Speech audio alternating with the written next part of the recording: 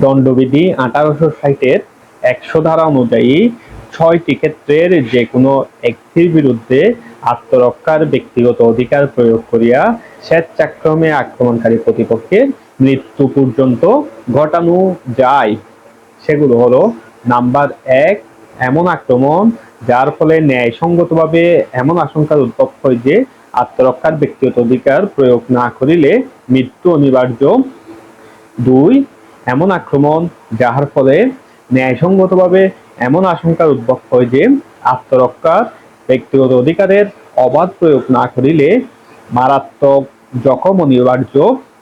Number 3, ধর্ষণের উদ্দেশ্যে আক্রমণ।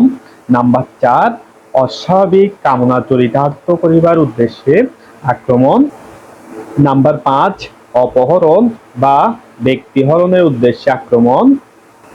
নাম্বার 6, কোনো লোককে অন্যায় বা বেআইনিভাবে আটকের উদ্দেশ্যে আক্রমণ, যে পরিস্থিতিতে সে লোকের মনে এমন আশঙ্কার সৃষ্টি হয় যে মুক্তির জন্য সে সরকারি কর্তৃপক্ষের আশ্রয় লইতে সমর্থ হইবে না।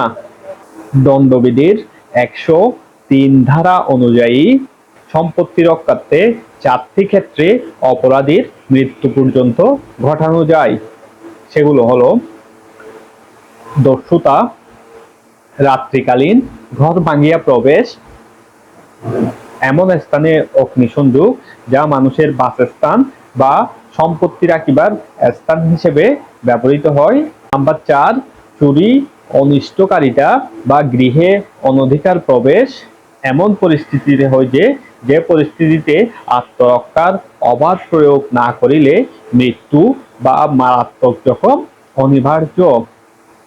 আজ এইটুকুই। আপনারা ভালো থাকুন, সুস্থ থাকুন, আনন্দে থাকুন আর থাকুন আইন সচেতন।